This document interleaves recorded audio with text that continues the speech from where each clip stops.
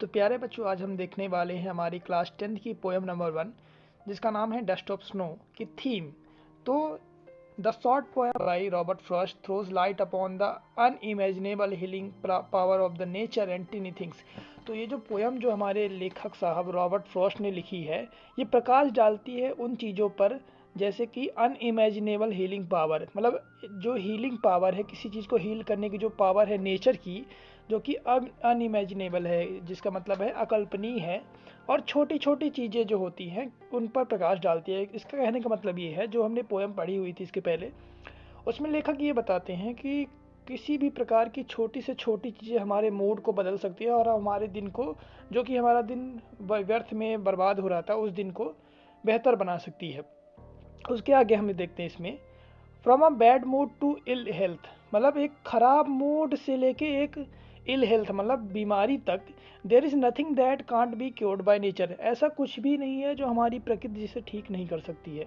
हर चीज़ का इलाज प्रकृति के पास है। The author was experiencing one such bad day when a crow was when a crow's movement near a hemlock tree dusted snow upon him। तो author जो हमारे हैं, जो हमारे लेखक हैं, वो भी कुछ इसी प्रकार का, मतलब एक बैड डे एक्सपीरियंस कर रहे थे, एक बुरा दिन एक्सपीरियंस कर रहे थे, बुरे दिन का अनुभव कर रहे थे। जब क्या होता है, एक कौवा जो कि हेमलॉक ट्री के ऊपर बैठा हुआ था। हेमलॉक ट्री क्या होता है मैंने आपको बताया हुआ है पोएम में, जब मैंने एक शॉर्ट वीडियो अपलोडेड किया है, चैनल पे ऑलरेडी अपलोड किया है, उस पर मैंने बताया कि हेमलॉक ट्री क्या है, एक जहरीला वृक्ष है, पॉइजनस ट्री है। तो उसके ऊपर बैठा हुआ कौन है, एक कौवा। अब देखिए यहाँ पे हेमलॉक ट्री के अलावा भी कोई दूसरा ट्री यूज़ किया जा सकता था ऑथर के द्वारा। मतलब बहुत सारे पेड़ होते हैं जिनका निगेटिव अर्थ की जगह पे पॉजिटिव अर्थ निकलता है ना, जिनसे पॉजिटिविटी आती है। लेकिन लेखक ने, और या फिर बहुत सारे पक्षी होते हैं जो कि सुंदर होते हैं जिससे पॉजिटिविटी आती है, लेकिन यहाँ पे लेखक ने निगेटिविटी को ही चूज़ किया है। और ये निगेटिविटी दिखाती है कि लेखक का जो मूड है वो कैसा था उस टाइम पे, निगेटिव था। यानी उनका मूड जो था पूरी तरीके से नकारात्मक रूप से था। इसीलिए उन्होंने क्रो का जिक्र किया। क्रो क्या है, क्रो को अक्सर सिंबल ऑफ डेथ या फिर कयामत का सूचक या फिर मृत्यु का सूचक कहा जाता है। इसके अलावा हेमलॉक ट्री जो है, जो कि एक जहरीला वृक्ष है, इसकी जगह पे वो दूसरा भी ट्री यूज़ कर सकते थे, लेकिन ये हेमलॉक ट्री जो है पॉइजनस ट्री, उनकी वो दिखाता है कि वो कितने ज़्यादा डिप्रेस्ड थे उस टाइम पे। तो जैसे बताते हैं, ऑथर भी एक प्रकार का ऐसे डे एक्सपीरियंस करते हैं, जब एक कौवा को क्या होता है, उनके ऊपर मूवमेंट करता है एक हेमलॉक ट्री पे, और छोटा सा बर्फ का जो टुकड़ा होता है उनके ऊपर गिराता है। The snow instantly makes him happier. तभी क्या होता है, जो बर्फ का टुकड़ा होता है वो उनको इंस्टेंटली, तुरंत ही क्या कर देता है, हैप्पी कर देता है, यानी खुश कर देता है उनको। His day gets a lot better. उनका जो दिन था जो कि बर्बाद हो रहा था, अब वो बहुत बेहतर बन जाता है। Thus the supremacy of nature as a whole made him realise how petty his problem was.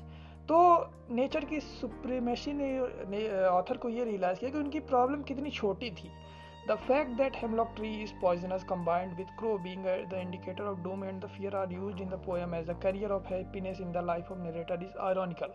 अब जिस प्रकार से हेमलॉक ट्री जो कि एक पॉइजनस ट्री है, और एक जो कौवा जो है जिसको इंडिकेटर ऑफ डूम या फिर इंडिकेटर ऑफ फियर यानी मृत्यु का सूचक या कयामत का सूचक कहा जाता है, तो इन चीज़ों का यूज़ पोएट ने जिस प्रकार से किया है कि ये दोनों चीज़ें जो कि निगेटिव अर्थ लेके आती हैं, लेकिन इसके बाद भी ये उसकी लाइफ में हैप्पीनेस लाती हैं, ये थोड़ा आयरॉनिकल बात हो गई।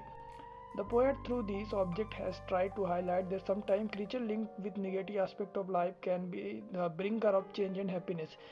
पोएट ने यहाँ पे इन ऑब्जेक्ट्स को हाईलाइट किया है कि कभी कभी क्या होता है, क्रीचर जो जीव जंतु होते हैं जो कि निगेटिव एस्पेक्ट से जुड़े होते हैं, जिनका जो अर्थ या फिर आप कह सकते हो जिनका पूरी तरीके से संबंध निगेटिव एस्पेक्ट से होता है, वो कभी कभी क्या होते हैं, जीवन में बदलाव और प्रसन्नता को ला सकते हैं। Being outdoors in nature with all it's unpredictability can benefit anyone anywhere at any time. अगर हम नेचर के मतलब बाहर नेचर में अगर हम अपना समय बिताते हैं, तो हमारा नेचर जो है वो अनप्रिडिक्टेबल है, जिसको प्रिडिक्ट नहीं किया जा सकता। वो किसी को भी कभी भी किसी भी समय पर फ़ायदा दिला सकता है, बेनिफिट दिला सकता है। ये हमारी इस पोएम की थीम थी।